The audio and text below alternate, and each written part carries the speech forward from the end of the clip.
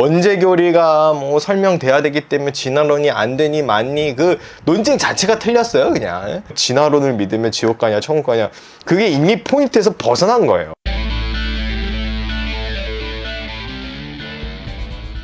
네, 안녕하세요, 목사님. 반갑습니다. 안녕하세요. 네, 교리 컴뱃의 아델포스입니다. 네, 오랜만에 뵙게 되었습니다. 네, 반갑습니다. 오늘 다룰 주제는 원죄입니다. 원죄. 원죄. 네. 원죄라는 게 사실 사람들이 굉장히 헷갈려 하는 주제인 것 같아요. 흔히 이야기하기를 원죄가 아담이 하나님 앞에서 선악과를 따먹은 죄라고 이야기를 하잖아요. 네. 이게 어떻게 된 건가요? 원죄가 대체 뭐고, 역사적으로 원죄를 어떻게 이해가 되었나요? 원죄가 뭐냐면 오리지널 씬, 원래 죄예요. 원죄. 대충 설명하고 싶어서 이런 게 아니고, 아담이 죄를 졌잖아요. 근데 우리 아마 홀리 컴뱃 할 때 아담의 죄가 어떻게 나의 죄인가? 네, 그 질문이 있었을 거예요. 그거를 박성근 형제께서 의심 많은 도마로 출연하신 분이 되게 대답을 잘했어요. 뭐라고 얘기했냐면, 내가 아담의 자리에 있어도 그 죄를 졌을 거다. 나라는 사람이 과연 아담과 전혀 다른 선택을 할 수 있었을까? 뭘 의미하는 거냐면, 아담 얘 때문에 우리 다 죄 졌어, 이게 아니고 니였어도 그 죄 졌다 이거예요. 그러니까 선악과 먹을 거라 이거예요. 인간이 기질적으로 그렇다 이거죠. 그래서 로마서 말씀에도 그렇고 고린도전서에도 그렇고 한 사람으로 말미암아 죄가 들어왔다라고 얘기를 하잖아요. 그러니까 원죄라는 단어가 성경에 등장하지 않았으니 없다 라고 주장한다든가, 원죄는 인정할 수 없다라고 얘기한다든가, 이거는 잘못된 겁니다. 그리고 동방종교에서도 원죄 교리가 상당히 약해요. 거의 없죠. 대신 강조하고 있는 게 하나님의 형상, 하나님의 형상으로 창조된 인간. 그거는 너무 세상 물정 몰라서 그래요. 사람을 만나봐요. 전적 타락 그 자체지. 예? 전적 타락에 대해서 부정하거나 거부할 수 있는 사람이, 그 사람 저는 그렇게 단언해요. 감히 세상 경험이 없거나, 아니면은 순수하다? 아니, 자기가 제일 악한 거야. 그러니까 지가 제일 악하니까 모든 사람들이 저 정도 고만고만해 보이는 거예요. 인간이 전적 타락되었다라고 얘기하는 튤립의 티는요, 불변의 진리입니다. 예? 저는 그걸 겪어봤어요. 예? 인간은 뼛속까지 그냥 죄예요. 죄덩어리. 예? 어떻게 구원받아요? 구원 못 받아요. 그러니까 그리스도의 보혈이 아니고선 구원받을 수가 없다. 예? 이게 우리의 신앙의 기조고, 자범죄랑 원죄 막 구분하는데, 솔직히 엄밀하게 말해서 구분이 되나요? 그냥 죄덩어리인데, 예? 뭘 이렇게 핑계를 대고 어떻게 해서든지 원죄만큼 지워보려고 했었는데, 원죄가 없다라고 치자고요. 그런다고 죄 안 질 것 같아요? 죄는 더 쌓여요. 그러니까 원죄 인정하시고, 원죄든 자범죄든 보혈 아니고선 해결될 수 없다. 이게 우리가 기본적으로 가지고 있는 신앙관이죠. 그 원죄에 대해서 자동적으로 따라오는 질문이, 결국에 원죄가 있기 때문에 사람이 악한 것이고 전적으로 타락한 것이고 이런 얘기들을 하게 되잖아요. 그러면은 예수 그리스도께서 오신 이유가 이 사람 안에 있는 원죄를 없애시기 위해서 오신 것인가 라는 질문도 할 수 있을 것 같아요. 그러니까 그 질문 할 수 있는 내용인데, 원죄 때문에 그리스도께서 오셨다, 그렇게 지엽적으로 보면 안 된다고 봅니다. 원죄는 물론이요, 원죄를 포함한 모든 죄죠. 죄가 얼마나 많아요. 그래서 죄를 종류로 구분해가지고 나누고 디테일하게 하는 거 소위 조직신학에서 하는데, 죄가 뭐냐, 하마르티아, 보자, 관약에서 벗어난 거. 원죄의 내용을 보면 하나님께서 지정하신 관역은 뭐냐, 시선은 뭐냐, 하나님 바라보라 이거예요. 동상 중앙에 있는 그거는 먹지 말라고 이렇게 하신 건데, 그걸 바라봤잖아요. 보암직도 하고 먹음직도 하고. 그거부터 이제 죄의 시작이거든요.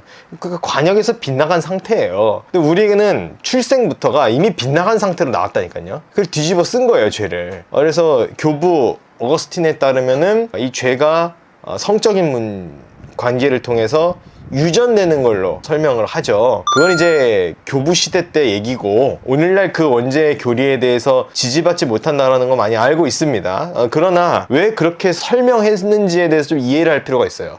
어거스틴 같은 경우는 본인이 성적인 타락을 경험했던 인물이잖아요.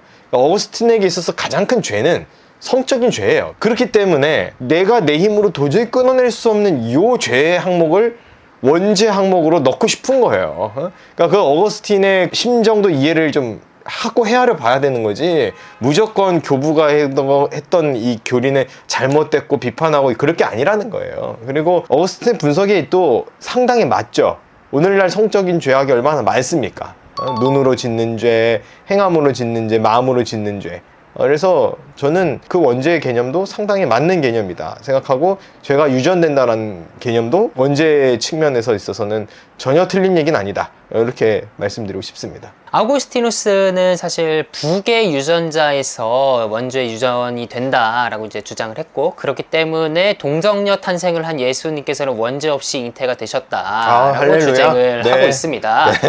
거기서 네. 마리아 역시도 원죄가 없어졌다는 무염시태 교리가 그렇죠, 있어요. 그렇죠. 예. 그거에 대해서는 어떻게 생각하십니까? 마리아 무죄에 대한 교리, 소위 로마 가톨릭에서 주장하는 교리는 지금까지도 그 교리를 주장하고 있어요. 요세프 라칭어 같은 경우에 전 교황이죠.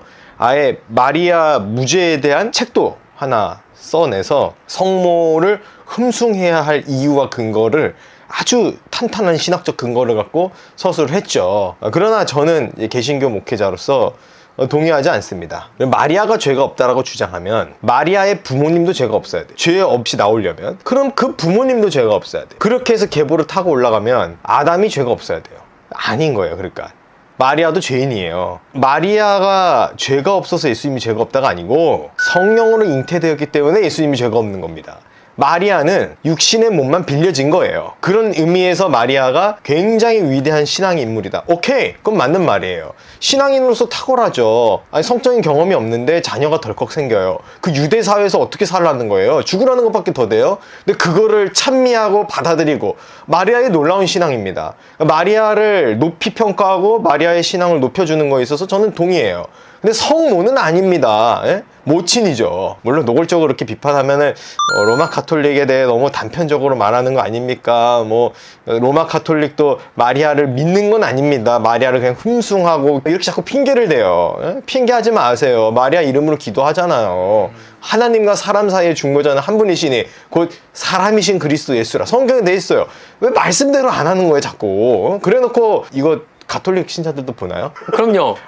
네, 그럼요. 빨리 개신교로 이렇게 오세요. 예? 우리가 기억해야 할 교리는 무염시태의 교리가 아니고 그리스도의 대속의 교리다. 그리스도의 은혜는 죄 가운데 오신다.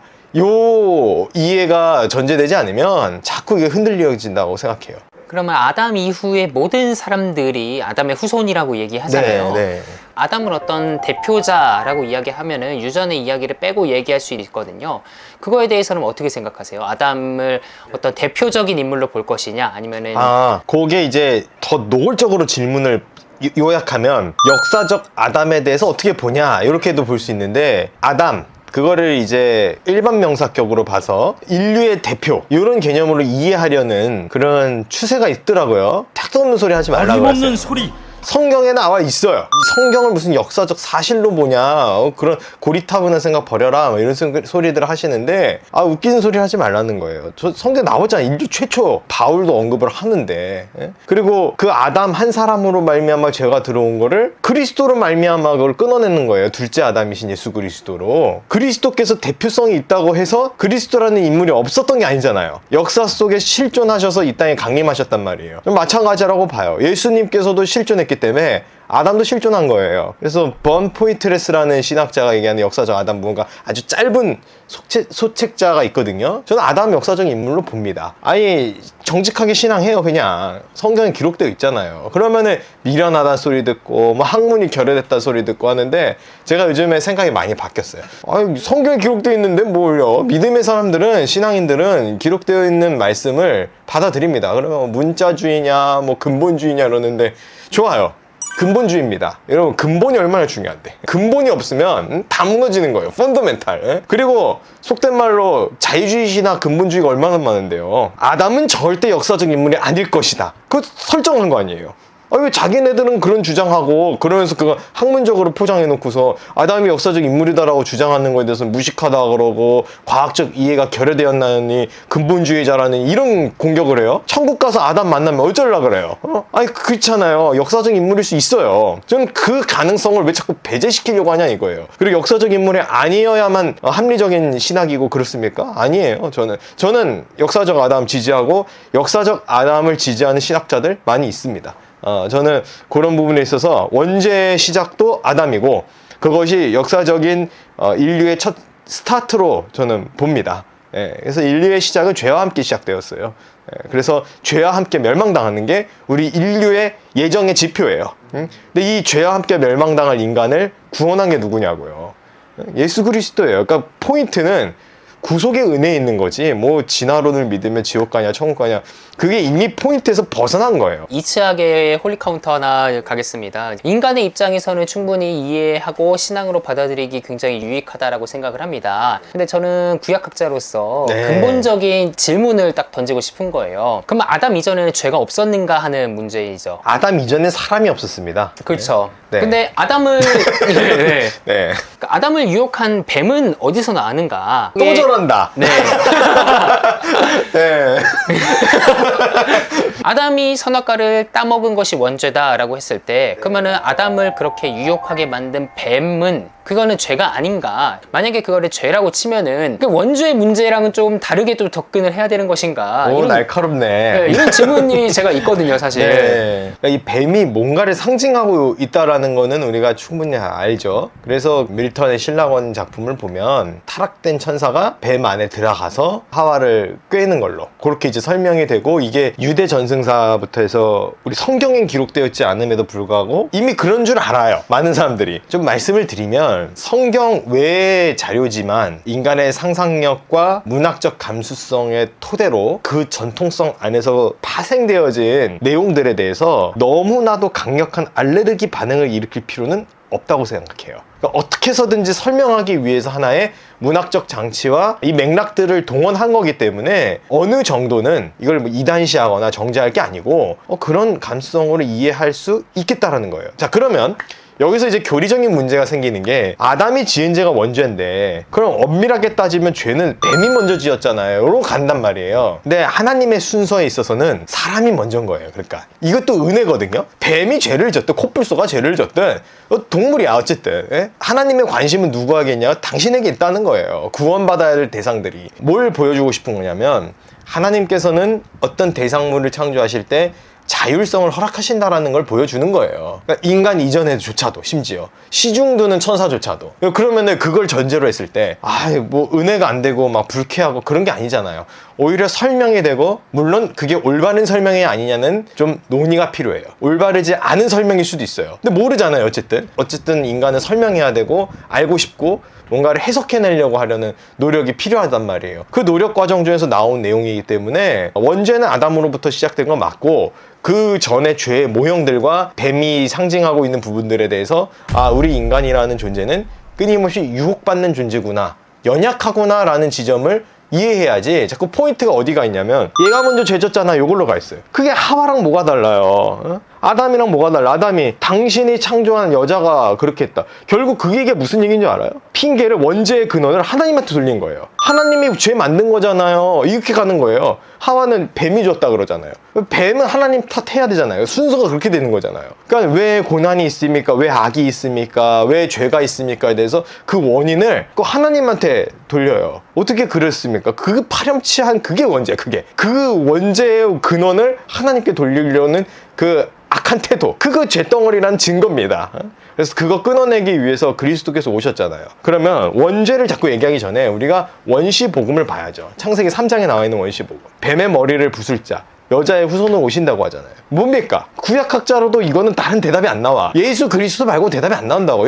교리적 해석이 아니에요, 이거는. 구약학자들도 다른 답이 안 나온다고, 그게.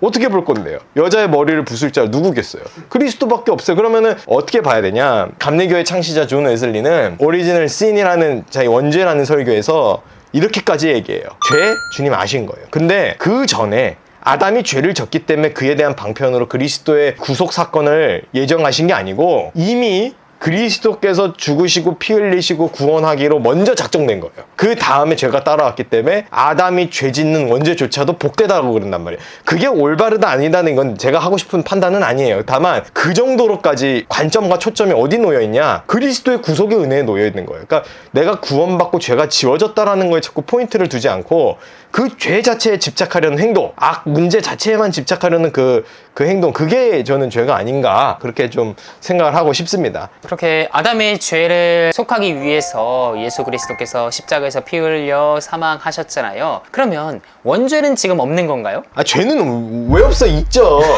원죄도 있고 죄 안 지어요?